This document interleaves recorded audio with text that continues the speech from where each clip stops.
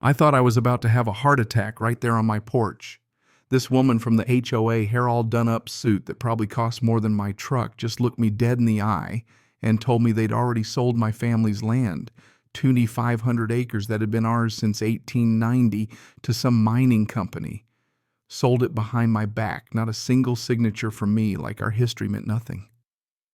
I was shaking, but then she started talking, and that voice, it made my blood run cold. I'd heard it before 6 years ago during the worst day of my parents' lives. And that's when it hit me. This wasn't just about stealing dirt. This was something personal. You ever had somebody from your past show up just to try to ruin your life a second time? Comment if you know that feeling, because let me tell you, it is something else. Before all this, my life was simple, good simple. My name's Sean Sanchez. I'm 58, retired electrician, living out my years in my great-grandfather's cabin, right on the lake. Not just a little place either. This was a whole family compound, 2,500 acres of California wilderness that we kept wild and open. 5 years back, I'd turned 800 of those acres into this little eco-community, trails, organic farms, education programs for kids, all the stuff that gives life some meaning. We were making good money, sure, but mostly we were making a difference. Dozens of local families worked here as guides, farmers, teachers. Every morning I'd wake up to laughter kids learning about worms, old couples walking hand in hand down nature trails. That's what I call living. But you know how life works, the better it feels, the harder it can get, flipped upside down. Our little paradise sat right in the middle of Lakewood Heights HOA territory. Most HOAs, they just tell you to mow your grass or take down your flamingo. Not these people. During the housing crash in 2019, this HOA actually bought up 18 foreclosed homes, turned them into rentals for folks who worked on the preserve. So we ended up with a community where the HOA literally owned homes, and most of those families had kids born there. Grandparents moved in to be close the whole 9 yards. Maria Santos lived in one with her 3 kids and her mom. Down the block, there was a family raising a disabled son, made that house wheelchair accessible themselves. These weren't just renters. These were people putting down roots. Anyway, it was just another Tuesday. I was showing a group of kids how earthworms turned compost knees in the dirt sun on my back when a convoy of black SUVs rolled up, tires crackling on the gravel. Out steps this woman heels, digging into the mud briefcase the size of a coffin. "Mr. Sanchez," she says, "I'm Melissa Clark, environmental legal consultant for Lakewood Heights HOA. We need to discuss the immediate development transition of this property." Development transition. I just stared at her like, lady, is that even English? But then she pulled out documents, thick ones, laid them all over my picnic table. And I realized this wasn't about a noise complaint. She had aerial photos, mining facility blueprints, relocation plans for those rental families. She told me the HOA had packaged up the preserve access rights and the rental homes for maximum value and sold the lot to Apex Mining. Those families about to be displaced, so Apex could build worker housing and start tearing up the land. One kid asked her, if mining's good for the environment, why are all the animals running away? Melissa couldn't answer. Another said, if this dirt's so toxic, why are you standing here without a suit? She changed the subject. Then Maria Santos, who lived in one of those rentals, asked where her kids would go to school. Melissa just waved her off. You people don't understand development economics. Sometimes displacement is necessary for progress. You people, like we were children. And that's when it clicked. I'd heard that exact condescending tone before, and suddenly I'm back in 2018 reading my mom's notes about the woman who scammed my parents out of their life savings. Melissa Clark. Could she really be the same person? She gave us 48 hours to accept the transition or face legal action. She tried to walk out of there like some conquering hero, but her heel caught in the mud and she limped all the way to her SUV. The families left that day in tears and confusion. I stayed up all night searching property law forums trying to figure out how this was even possible. That's when I found a photo from a 2018 investment seminar, someone named Melanie Carson. Different hair, maybe 40 pounds lighter, but the same posture, same hands, same fake smile. My heart sank. Was this really her? I dug deeper and found geological surveys from 6 months earlier. Our land sits on a massive lithium deposit worth upwards of $50 million. That's why Melissa or Melanie wanted us out. She wasn't just after the land, she was after everything underneath it.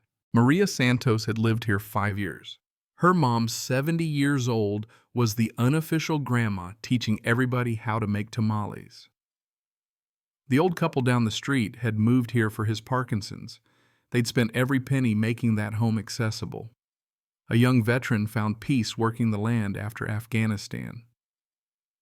These weren't random renters, they were the backbone of our community. But Rita, a UC Davis journalism student working on a senior project, found Melissa had run the exact same play in Colorado, New Mexico, Nevada communities, targeted rental properties, bundled sold off for mining families kicked out. She always vanished after the deals closed. We were all reeling, but there was no time. Melissa was pushing for a vote before her mining permits expired in March. She offered the families $15,000 each to walk away quietly, and some actually considered it, afraid of ending up homeless. Meanwhile, she was telling property owners the rental families would get relocated to better housing. Divide and conquer, straight out of the playbook. Our meetings turned from unity to suspicion, arguments, flaring trust, breaking down. But I couldn't get past the feeling that Melissa's game was too precise, too practiced. How did she know about our land, the HOA rentals, the lithium, the legal loopholes? Comparing her notes and my parents' old documents was chilling. Same tactics, same lines. Even the same little smirk when talking down to people. My folks had written it all down. Talks fast, defensive, makes you feel dumb. Sound familiar? So I started digging, and Rita used her journalism school resources.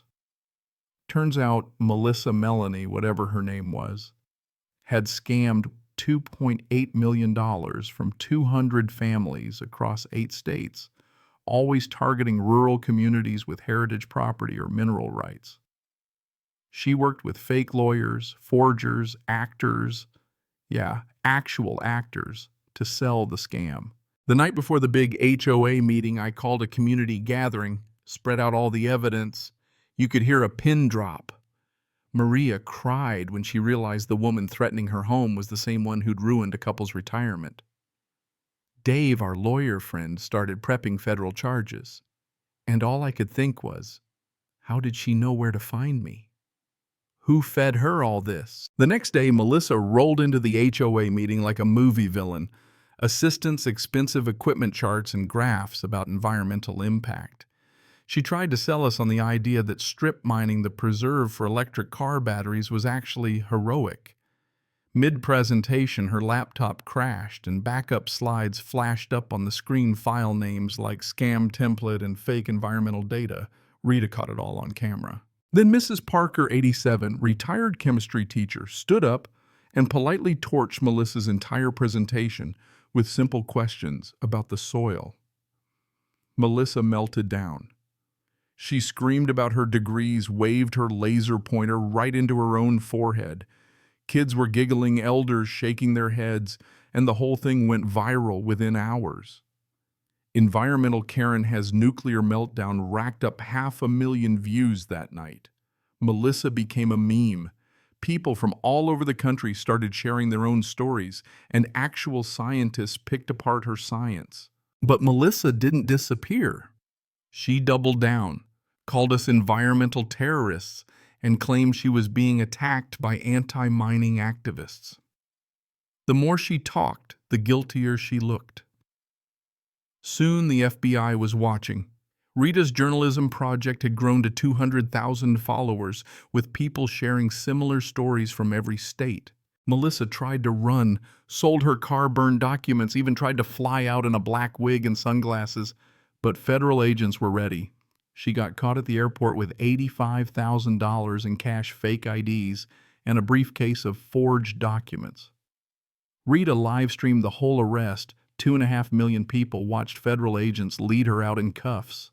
The FBI called it a model case of organized property crime. Turns out Melissa was just one piece. She worked with corrupt mining execs, fake inspectors, even HOA board members in on the take. They'd been targeting communities just like ours for years. But now the house of cards was collapsing. With the help of the FBI and legal experts, we dissolved the HOA, and I, of all people, became president just long enough to oversee the process. Here's where it gets good under California law. When an HOA dissolves, you can distribute its assets however the members vote. So with 94% approval, we sold every rental home to the families living there for $1 each. The Preserve sold to the resident cooperative for $1. Maria's kids, the old couple, the veteran. Everyone became a homeowner. Live on camera with 5 million people watching, our community took itself back. Melissa got 15 years in federal prison plus $18 million in restitution. Her sentence, working environmental cleanup, real karma. Rita's story got picked up by Netflix. Housing activists used our victory as a model for other communities.